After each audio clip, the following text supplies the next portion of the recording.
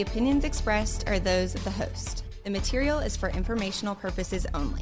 It does not constitute investment advice, and it is not intended as an endorsement for any specific investment. Visit crestmontpw.com for more details. Welcome to the Ascent. This is Sam McGee, CEO and owner of Crestmont Private Wealth. We have offices in Houston, Texas and Boerne, Texas. One Riverway in Houston by the Galleria, but on the north side of the traffic over there, in case you're wondering, and 604 South Main, which is just south of River Road.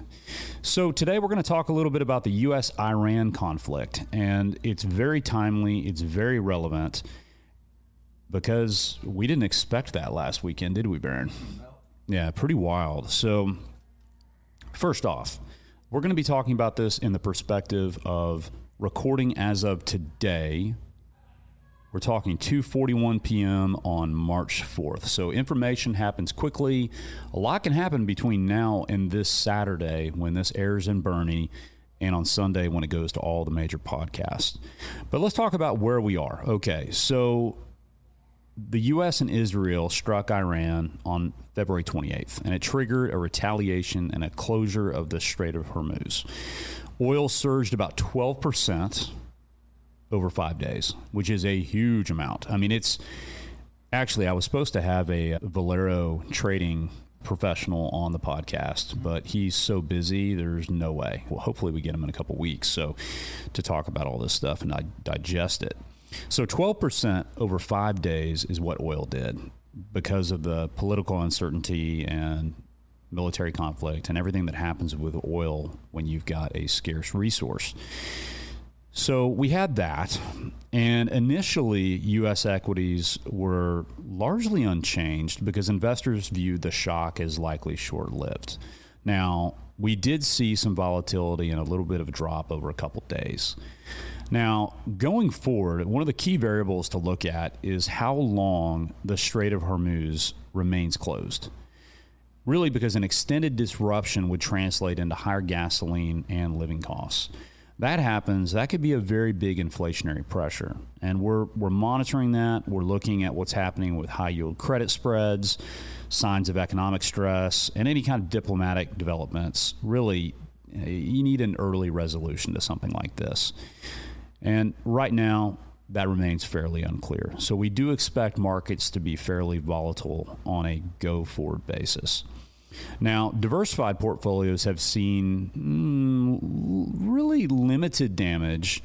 And so we look at that as a stay-the-course approach when it comes to investing.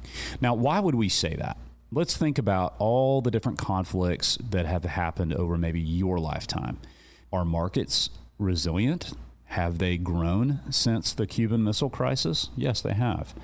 So what's my point in sharing this? My point is we are going to have conflict, political conflict, interpersonal conflict. We're going to have conflicts within markets. We're going to have disruptors. We're going to have different things that happen over time. And they're really just a timestamp and a bookmark in capitalism. That's the way we view it. We view long-term investing as accepting not just the possibility, but the eventuality of these kind of moments like what's happening in Iran right now. Now, do we like it? Of course not. Who wants war, right? But I'm not going to get into that side of it today. Not taking any political side here. Bottom line is, when you're looking at your portfolio and you're looking at it from the perspective of a long-term investor, you have to accept that there are political risks, geopolitical risks, disruptions, new technologies, AI, things that happen in the future that are going to disrupt your portfolio either temporarily or potentially long-term.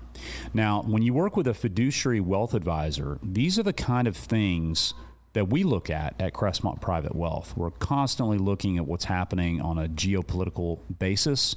We're also looking at what's happening in different asset classes in different geographic regions, as well as different developed countries, as well as the United States. Generally speaking, we are a fairly U.S.-centric money manager, meaning that the vast majority of our investable assets for our clients are U.S. centric. Approximately 80% is kind of our target. But then beyond that, you have developed international, which I would call the non-third world countries, the countries that have really robust law systems. They are generally democratic and thrive in capitalism and have a free market enterprise kind of system. That's our developed countries. And then there's what's called emerging markets. Now, emerging markets are going to be countries that are referred to as the BRIC countries. That's an acronym, another acronym in the finance world. That would be the Brazil, the Russia, the India, the China. And yes, those are areas in which emerging market investors will go for incremental diversification in return. Now, those get hit pretty hard when we have these kind of geopolitical problems and conflict in the world, because they're on the riskier end of an asset class. They take a little more volatility. They're less further in their development of their regulations. Generally speaking, there could be regime change. There could be huge political change and shifts that happen, not as dramatic as what you'll find in the United States or in developed countries. So what's happening right now after the Iran-U.S. conflict is we're seeing emerging markets really take a pretty big hit. And the reason for that is because there's now some risk premium associated with energy, access to resources, possible conflict for additional countries. And that is just a part of investing. When I think back to the timeline of somebody who's maybe 50 years old, I can just think of the time that we had Gaddafi and Libya, if I remember correctly, back in the 80s. We had that issue. We had, the nationalization of assets in Venezuela. And recently we had the capture of the Venezuelan president. Lots of things happen. I mean, we had the Cold War, really the part of the 80s up to the point that the Berlin Wall came down. It was still a relatively Cold War going on. And I remember living in England back when I was a kid, lived there a couple times. And I remember being terrified of, oh my gosh, looking at a globe. Oh my gosh, a nuke could make it from Moscow to London. And, it's a very real thing that people worry about. And so, do I think personally that I went there? I did. I'm going there. Do I personally think it's a good thing to protect future lives and make the whole world safer? Yeah, I do. But we're talking about this in finance terms. And so when we take a look at what's happening overseas right now, we have conflict with military strikes. I do expect further volatility in the equity market and the bond market. But you have to take a long-term perspective. And that's exactly my point about Libya back in the 80s and Vietnam and also the Cuban Missile Crisis in the 60s with JFK. There are just so many things that are going to happen in the history of our country and the world. And what happens? Capitalism continues. Capitalism does survive a lot of things.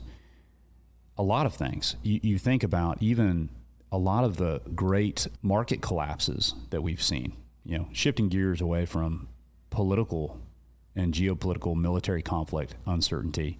Just think about the different things that have happened in the last 20 years.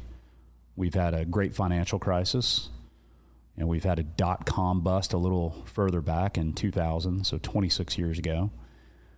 And we've had tons of things that have happened. 9/11. I mean, that was quite an event. And capitalism does live on. And I like to think about water finding a level. If you disrupt a container of water and you stir it up like really hard, you're going to get a lot of turbulence, a lot of waves, a lot of activity, a lot of things that happen. But then over time, as you quit that agitation, the water finds a level. And that's a lot like what happens in an analogy with markets. We find that agitation, that turbulence in markets is going to happen. It's part of being an investor. But eventually, when that anxiety and that uncertainty subsides, water finds a level. Just like markets find their true intrinsic value as to what's happening with companies that are the underlying investments. So try to think about it from that perspective. Another question we're getting right now is AI and is the concept of AI going to destroy the market? And oh my gosh, are we headed towards a huge crash, I guess is the right word. If I knew that answer, I'd be living on a beach somewhere, with a Mai Tai. But we don't know that answer. We just know that markets do correct. We know it happens. It happens for different reasons in different market environments. But does that really stop you from being a long-term investor if you really believe in the long term? And if you do it in a diversified manner? It shouldn't. If you can handle being an investor and it's surplus capital above and beyond your emergency savings, it's not something that you're going to need to tap into on a short-term basis. And you're a true investor thinking about the long-term effects of volatility and patience being rewarded, then it shouldn't bother you. And I think that it does also come around to the question of, is now a good time to invest versus some other time? And we think about this a little bit differently at Crestmont Private Wealth. We don't think about the entry point necessarily as much as it is the purpose and the duration and the right allocation for each family, because you can't time the market. I just fundamentally really believe that. I mean, if you can a few times, you're very, very lucky. If you do it more than a few times, they write books about you and they make movies about you. But that's not something we really try to do at Crestmont. We try to take a fiduciary approach every single time with every relationship and design a portfolio that really suits the financial plan for each family. And that includes times like right now. Times like right now where we're going through a pretty market high, I would say. It's come off its record high. But we look at this U.S.-Iran conflict as something that is inevitable in history, that military conflict is going to happen and it's going to rattle markets and water finds a level eventually. So hopefully this has been useful to you if you're listening to this and maybe anxious about everything that's been happening. And I'm going to pivot a little bit to give you a little bit more stats. So, a question that we got this week: why haven't stock markets fallen more sharply? Well, it's been pretty flat since the conflict began, really. And there's two factors around this. Number one, history does show us that geopolitical shocks tend to have short-lived impacts on financial markets. And then second, reports have emerged that Iranian intelligence has directly contacted U.S. officials to explore a potential diplomatic resolution. So that's very, very positive. What we're really watching right now on a go forward is this going to be a prolonged thing, or is this going to be something that's going to get wrapped up pretty soon?